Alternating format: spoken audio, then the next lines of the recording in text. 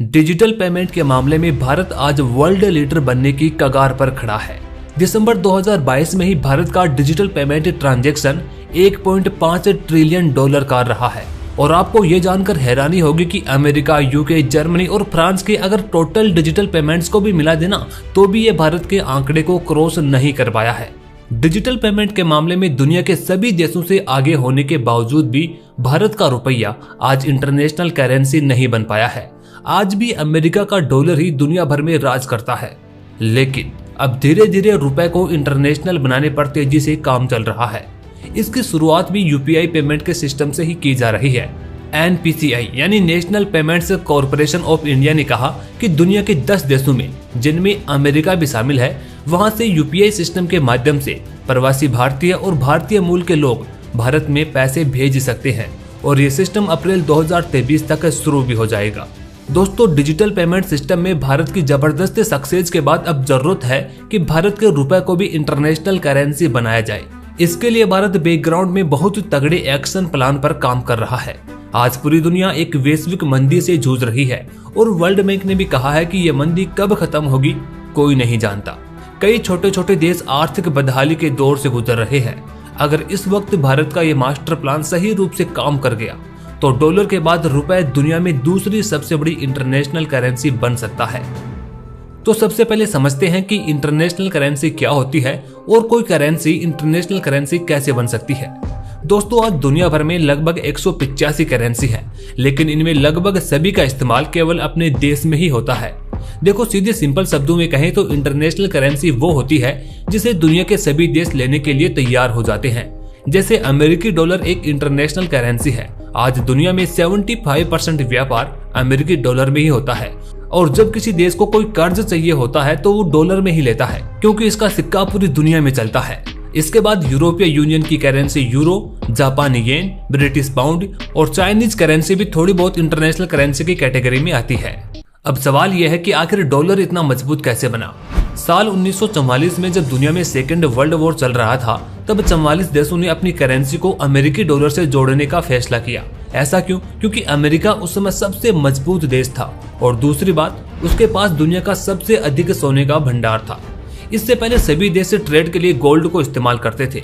इस समझौते के बाद दूसरे देशों ने भी गोल्ड की जगह अपनी करेंसी को डॉलर से जोड़ लिया। आज अमेरिका दुनिया के किसी भी कोने में अपने एक एक डॉलर के खर्च होने का हिसाब रखता है। उसे जिस किसी भी देश पर दबाव बनाना होता है, वह उस देश को डॉलर की सप्लाई घटा देता है, जिससे वह देश बाकी दुनिया के साथ कारोबार करने में कमजोर पड़ जाता है। तो फिर आज कोई करेंसी इंटरनेशनल करेंसी कैसे बन सकती है? दोस्तों, किसी भी करेंसी के इंटरनेशनल करेंसी बनने के लिए कुछ जरूरी फैक्टर काम करते हैं, जैसे कि उस देश की इकोनॉमिक स्ट्रेंथ कैसी है, गवर्नमेंट स्टेबिलिटी कितनी है, फाइनेंशियल मार्केट का डेवलपमेंट कैसा है, ट्रेड और इन्वेस्टमेंट के लिए वहां की नीतियां कैसी हैं और इंटरनेशनल रिजर्व स्टेटस कितना है। और दोस्तों, इन तमाम चीजों के बाद भी डिपेंड करता है कि आप में अमेरिका से भिड़ने का कितना दम है। और ये कोशिश रूस और चाइना पहले कर भी चुके हैं। 2009 में चीन और रूस ने एक नई वैश्विक मुद्रा की मांग की थी। वो चाहते थे कि एक ऐसी इंटरनेशनल रिजर्व करेंसी बनाई जाए जिसे कोई अकेला देश कंट्रोल न करता हो और जो लंबे समय तक मार्केट में टिके रहने में सक्षम हो। हालांकि ऐसा तो नहीं हो सका, लेकिन चीन अपनी करेंसी युआन को डॉलर के बराबर खड़े करने की कोशिश कर रहा है। चैप्टर 2, भारत का इंपोर्ट एक्सपोर्ट का मार्केट। दोस्तों, रुपए को इंटरनेशनल करेंसी बनाने से पहले हमें यह देखना होगा कि भारत कितने देशों के साथ व्यापार कर रहा है और किन देशों के साथ व्यापार करने से फायदा और कहां पर नुकसान हो रहा है। दरअसल जब से आत्मनिर्भर भारत की बातें हुई है, तब से भारत का एक्सपोर्ट मार्केट तो तेजी से बढ़ा है, लेकिन वहीं दूसरी ओर ट्रेड डेफिसिट यानी कि व्यापार घाटा भी बढ़ता जा रहा है। ट्रेड डेफिसिट का मतलब हुआ कि जितना सामान हम दुनिया से खरीदते हैं उतना उनको बेच नहीं पा रहे हैं। सबसे ज्यादा व्यापार घाटा हमको चीन से होता है। ये भारत के हित में कम और चीन के लिए ज्यादा फायदेमंद होता है। 2022 में भारत को चीन के बाद इराक, सऊदी अरब, रूस और यूएई से ट्रेड डेफिसिट रहा है और ऐसे ही लगभग 40 देश ऐसे हैं जिनके साथ हमारा व्यापार घाटा हो रहा है। दोस्तों, भले ही हम कितने भी ज्यादा आत्मनिर्भर हो जाएं, लेकिन दुनिया से हमारा इंपोर्ट कम होने वाला नहीं है। दुनिया में कोई भी देश हर चीज को नहीं बना सकता। किसी न किसी चीज के लिए तो उसे दूसरे देशों पर निर्भर रहना ही पड़ता है और जैसे जैसे हम विकसित होते जाएंगे हमारा इंपोर्ट बढ़ता ही जाएगा। तो इंपोर्ट कम करने के बजाय हमें अपने एक्सपोर्ट को बढ़ाने पर ज्यादा ध्यान देना होगा। तो फिर आप कहेंगे कि भारत का एक्सपोर्ट बढ़ने से फायदा कहां पर हो रहा है? दोस्तों, भारत को फायदा भी हो रहा है।